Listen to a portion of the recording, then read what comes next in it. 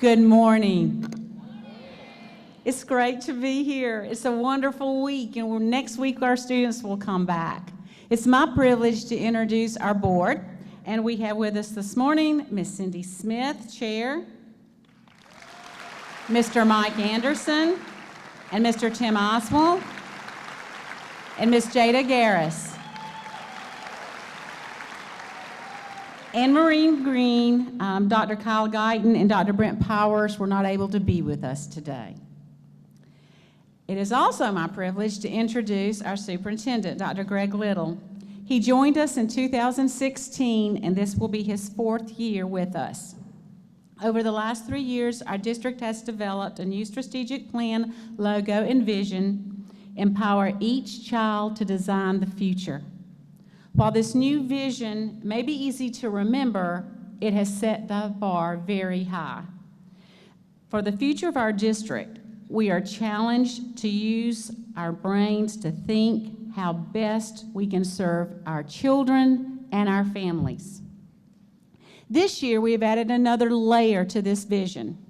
All means all. So I would now like to turn it over to Dr. Little to give us a little bit more about that. Dr. Little.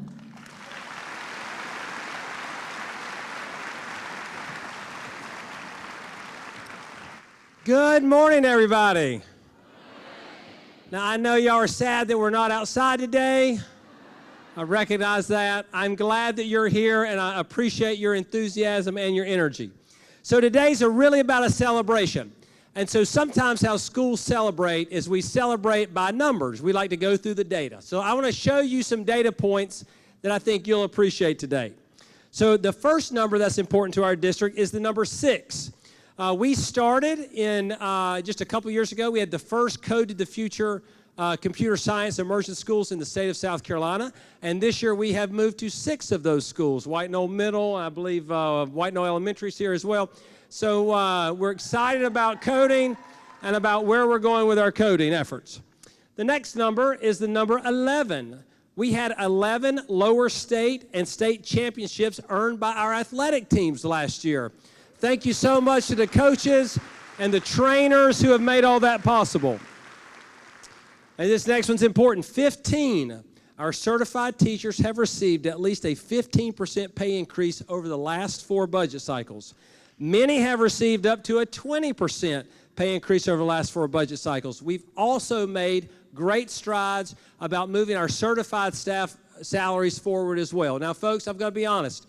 This is not where we want to be, but it's a lot better than we were, and we're committed to keep that number moving forward as we go on. So thank you so much for all of your efforts. We had 17 aspiring Principal Academy graduates, many of whom are currently already in principal and district leadership positions. 80% of the students who participated in Project Hope returned to school this year successfully engaged. We're really thrilled about that number and changing how we do business. 81% of our students are enrolled in an arts class in Lexington 1. We're thrilled about that, and we're thrilled about how the arts thrive throughout our district. 90% of Pillion Middle and high school students who participated in our Rolling Study Hall initiative last year passed all of their courses at the end of the 18-19 school year.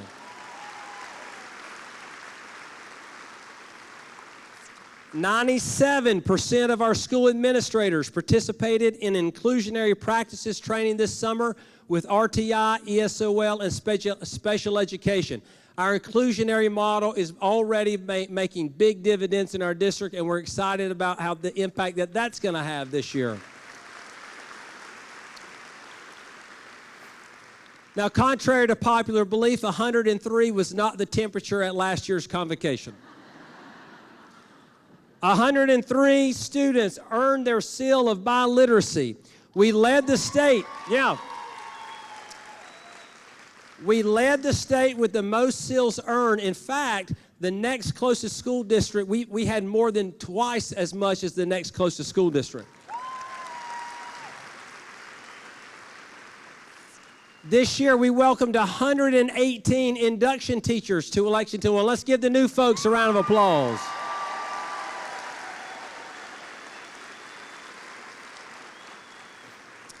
We had 153 model classroom visits in math and literacy classrooms. This is cutting-edge professional learning, and it is making a huge impact on how we teach math and literacy. Thank you to those teachers as well. 387 teachers completed an instructional coaching cycle thanks to the Dynamic Learning Project, so we're excited about the impact it's going to have in those classrooms. 4,805, the number of hours secondary school counselors spent conducting IGPs last year. Yeah, give them a round of applause. That's tremendous. But our elementary counselors also spent 608 hours conducting Aaron's Law lessons, helping our children better protect themselves against child abuse. So thank you to those counselors as well.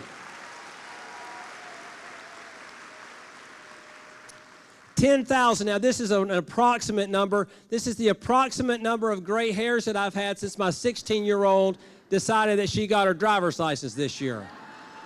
So that's tough. Mike Stacy said I didn't have 10,000 hairs, so I'm just throwing that out there, and that's probably, I don't like my picture taken from back here. 17,605 new devices will be distributed to students this year, MacBooks and Chromebooks. Thank you to our IT folks who worked all summer.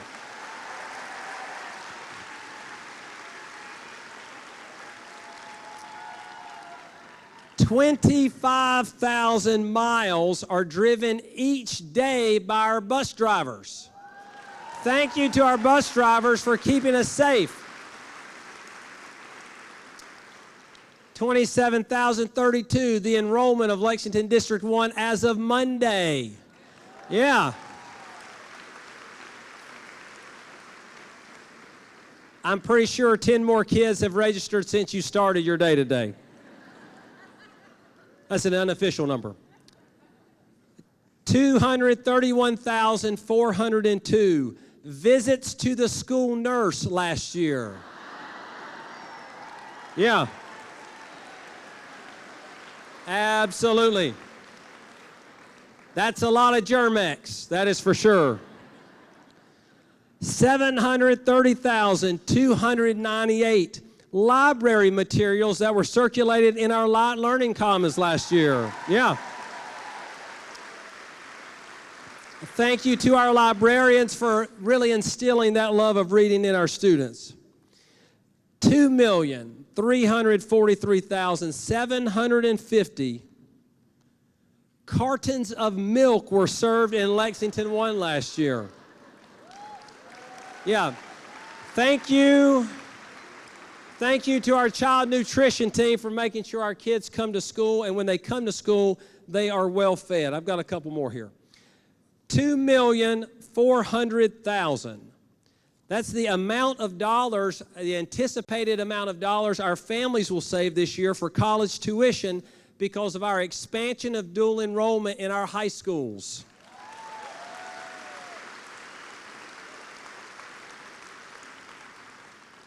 $5,500,000, that's the square feet that our custodial staff and our maintenance teams will support and keep vibrant this year. That's a lot. Thank you to them. And something that I know many of you are very excited about, $365 million was the bond referendum that was passed in November, and our building plan is already underway. Improvements are coming to a school near you, so thank you for supporting that.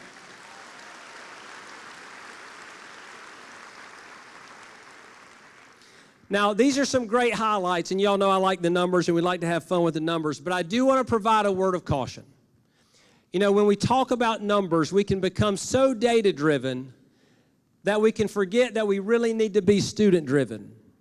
Our students have dreams and desires and passions and hopes, but they also have fears and insecurities and doubts. Our students do not come to us in these neat little boxes where one size fits all. They come to us with unique and distinctive stories. If we are to empower each child to design the future, then we have to be serious about all means all. We cannot, thank you very much, we cannot pick and choose. We can't pick and choose about who succeeds and who gets to slide by. We must use our collective expertise and experience to shape that story, because it will be a story of struggle, but it will also be a story of accomplishment. Now, I'd like to tell you 4 quick stories today about students in our district. Now, I have changed their names and I've not included their pictures, but know what they have in common is they have caring adults in the building who are willing to advocate and who are willing to eliminate barriers. So let's start with Jason. Jason came to us from an alternative school in another district. He was below grade level when he got here, but he very quickly started reading on grade level because of a relationship with a teacher and reading interventions. But that's not my favorite part of Jason's story. Jason also found out that he was really good at coding. He loved it, and he excelled in it. His coding work was consistently showcased time and time and time again. The other children in his classroom began to look at him as a leader in the classroom. Imagine how life is different for Jason as he comes to school, and school can be a place where he shines instead of a place that has to endure. What about Mark? As a high schooler, things were going great for Mark.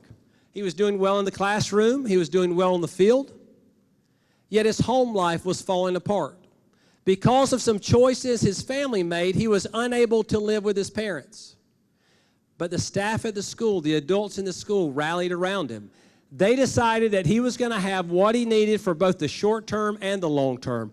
And they decided that regardless of his circumstances, that he was going to have a bright future.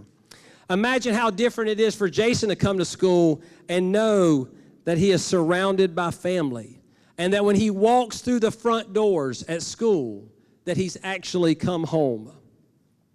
Sarah received all her English instruction from a specialized teacher.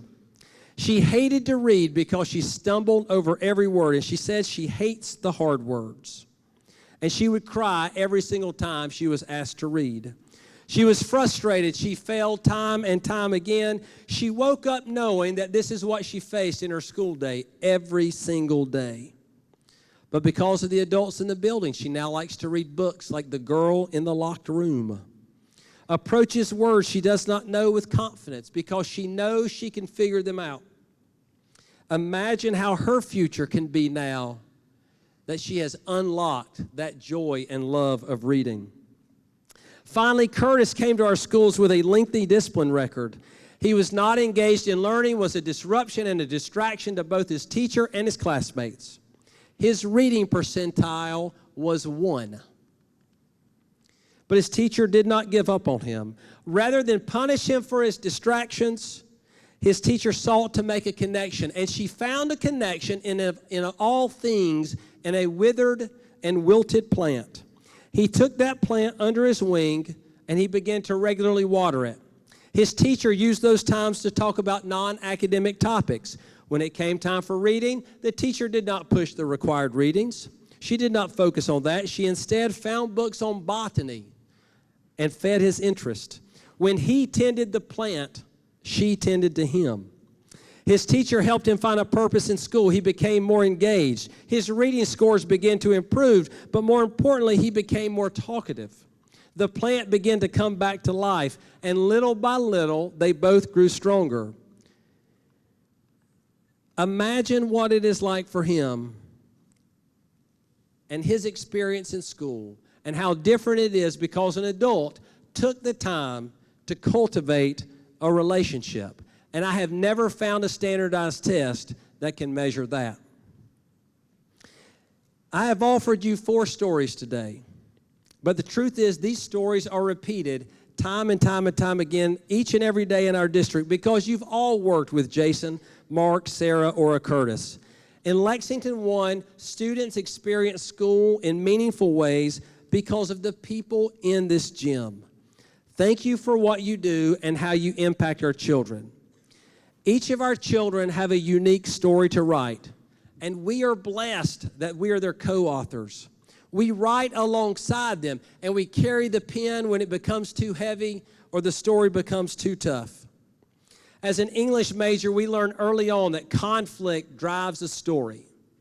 But the conflicts our children face are all too real. But with that conflict, there comes triumph.